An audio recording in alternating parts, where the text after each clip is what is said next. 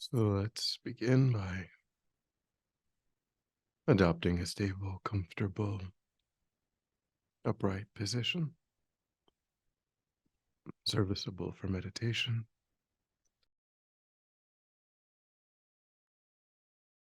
Where we think about keeping our feet flat and our back straight, torso open, hands in the lap right over left with the palms upturned and the thumbs gently touching.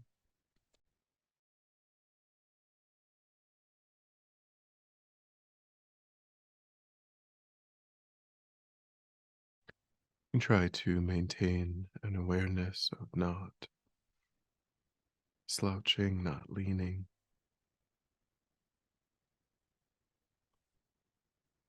But we also allow the body to fall into place, letting go of unnecessary tension, rigidity, letting the body hang on itself.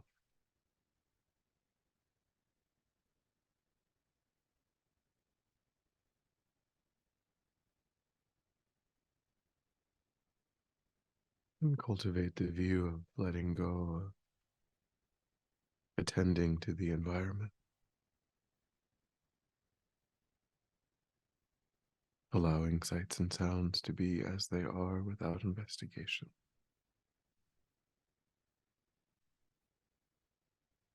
constraining the mind, constraining the awareness just to the body and mind.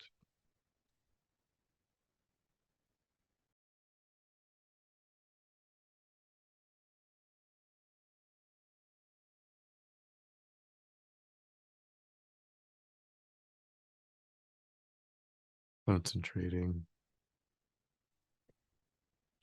that awareness in the present by attending closely to the physical sensation of the air moving into and back out of the tip of the nostrils. Noticing quickly when anything other than that one physical sensation is arising in the mind, and without judgment or frustration, lifting your awareness up from those distractions and placing it gently but firmly again and again on the breath.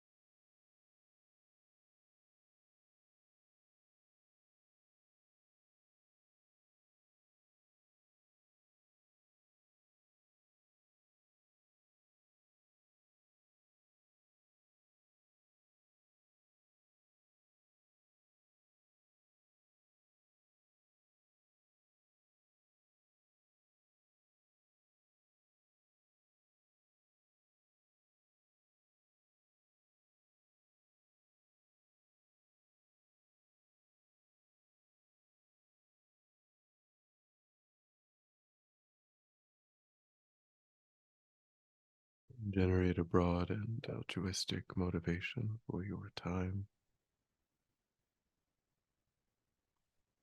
Thinking of wanting to use this time to establish new, constructive, beneficial ways of thinking and acting,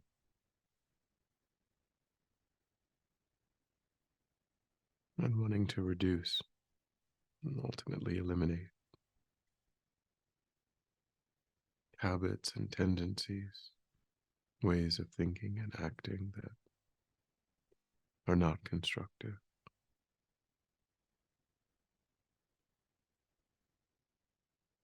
states of mind that agitate and disturb one's own peace, and often give rise to actions that cause harm to others.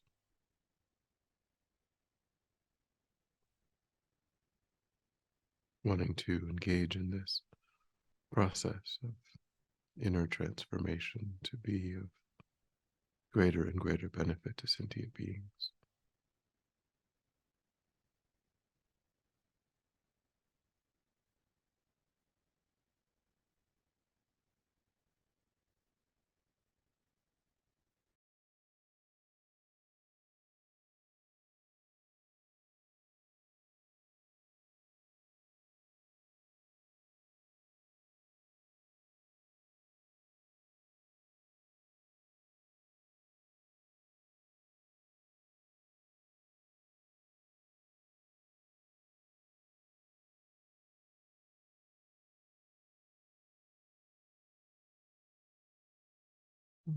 That motivation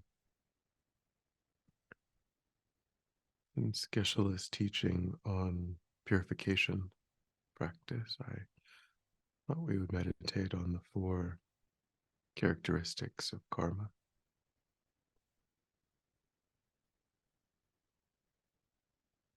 The first of the four principles or characteristics of karma is that karma is definite.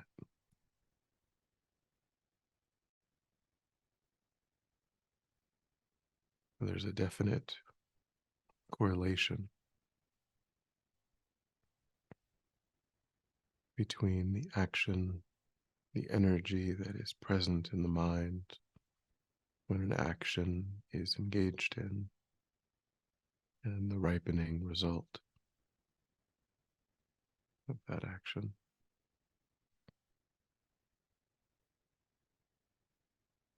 In the Dhammapada, the Buddha says that mind is the forerunner of all states. Mind is chief, mind made are they. If one speaks or acts with an impure mind, suffering follows, like a wheel that follows the cart pulling ox. And the Buddha also says if one speaks or acts with a pure mind, happiness follows, like one's shadow that never leaves.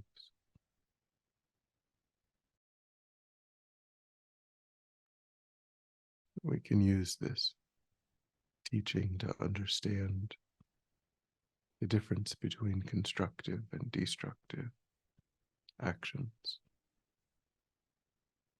The mind that motivates, the mind that impels the action.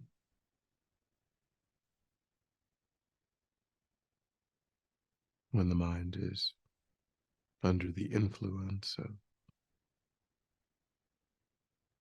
hatred, attachment, jealousy, ignorance, ill will,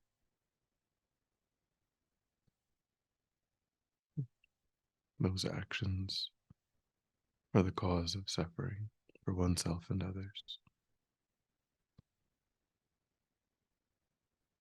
When the mind is motivated by compassion, love, generosity, patience, ethics, wisdom, those are the causes of happiness for oneself and others.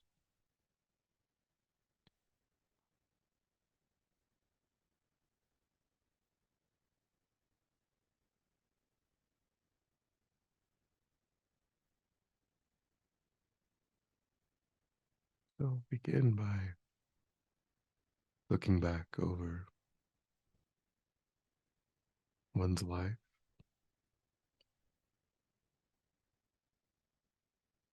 and seeing what patterns emerge for the ways in which these positive and negative tendencies are arising.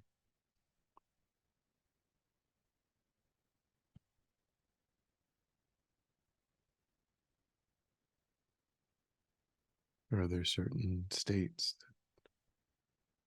that you struggle with particularly?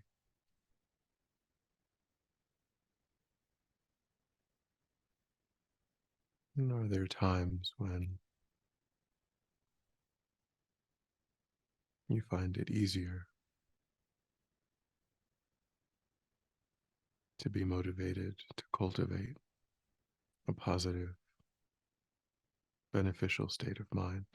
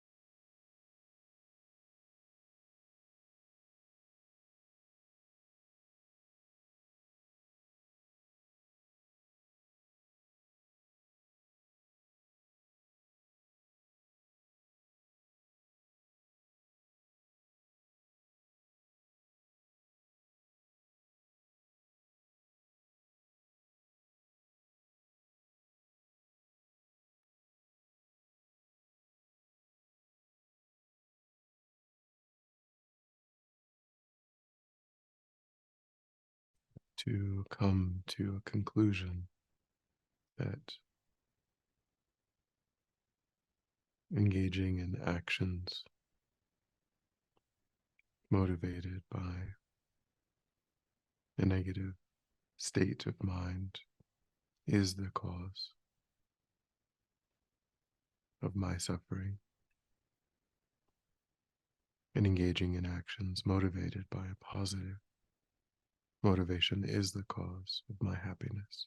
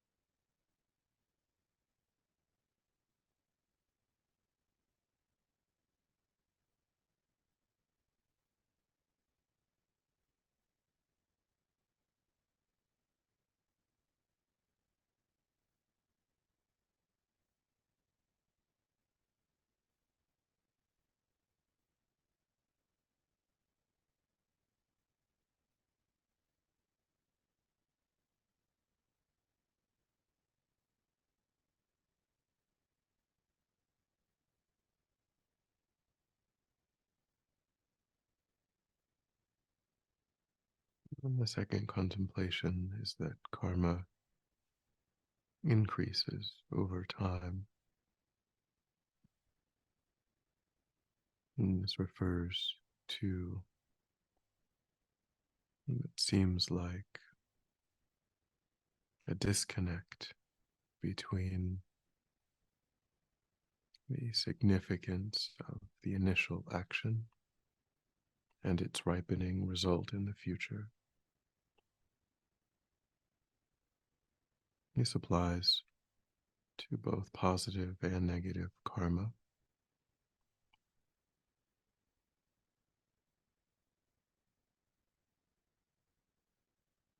So, over time, a small negative karma that's not purified would be expected to bring a result that seems much larger than the initial act, but also a small positive act over time would bring a large beneficial result.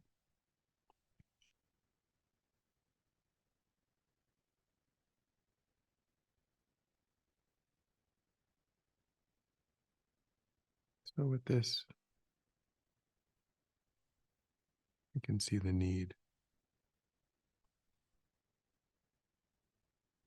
to try to be mindful of even small negativities,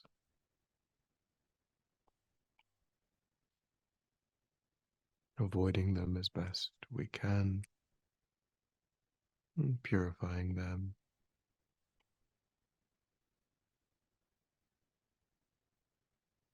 and also looking for opportunities day by day to engage in acts of virtue, even if they seem small.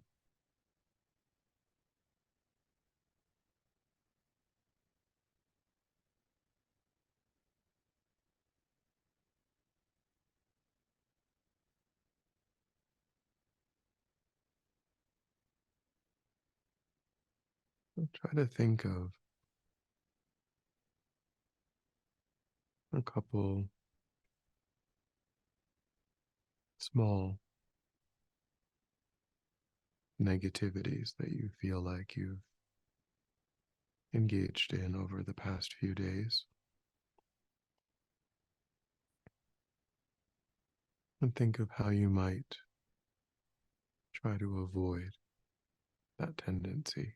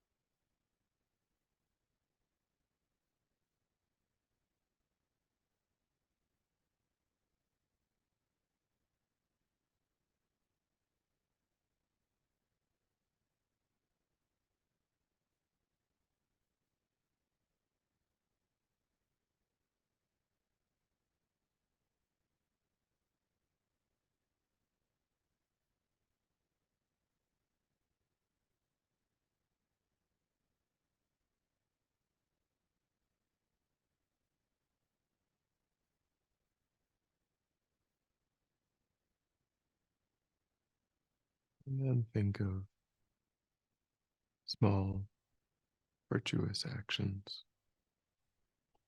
that you think that you can begin integrating starting today.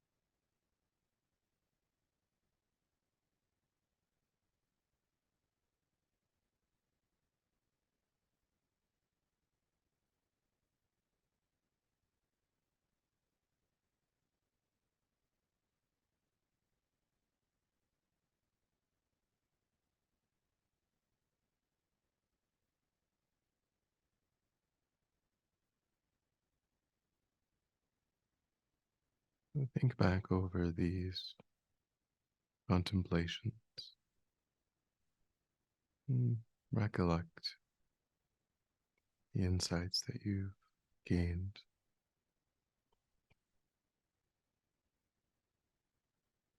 And try to see how we ourselves are learning to be in control of our own happiness and our own suffering by understanding the causal relationships between what arises in the mind and our actions and their results.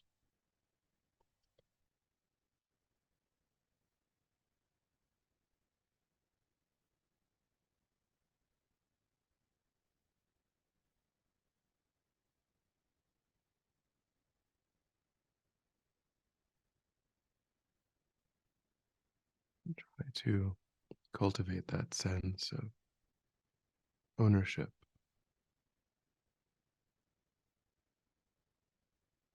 thinking that the more I develop introspective awareness, the more mindfulness I have,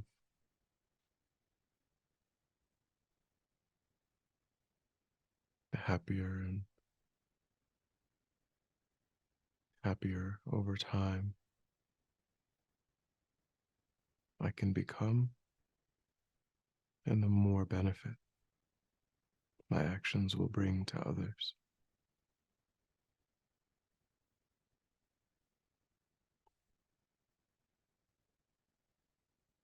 Through this process of intentionally cultivating these positive states of mind and separating ourselves from states of mind that are destructive.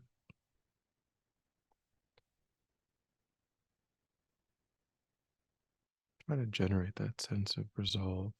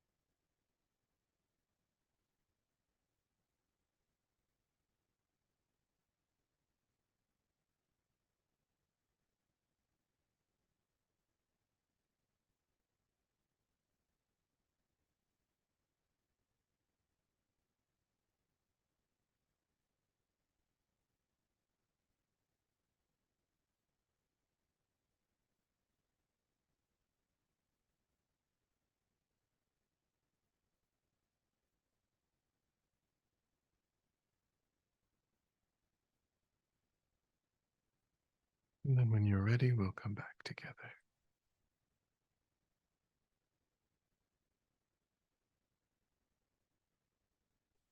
So we'll finish up the second two contemplations on karma on Monday. And now we'll dedicate. Bring to mind your altruistic motivation and think that by having engaged in this contemplation, you've actualized that motivation, created positive energy in the mind, That positive energy will ripen, will bring a beneficial karmic result in the future. So you think that you're offering that for the benefit of all sentient beings. Thinking may it ripen as a cause and condition to eliminate war and conflict, poverty, famine, disease, disasters, all painful inner and outer conditions. May it fully ripen the minds of all sentient beings. May they quickly meet perfect teachers and arise in the state of full enlightenment. May I too achieve the state of enlightenment in order to work for the benefit of sentient beings perfectly. May any obstacles facing the Guru's long life be completely dispelled, and may I and all sentient beings in this moment come under the joyful care and guidance of enlightened beings. May we be guided and protected until we swiftly achieve that state of enlightenment.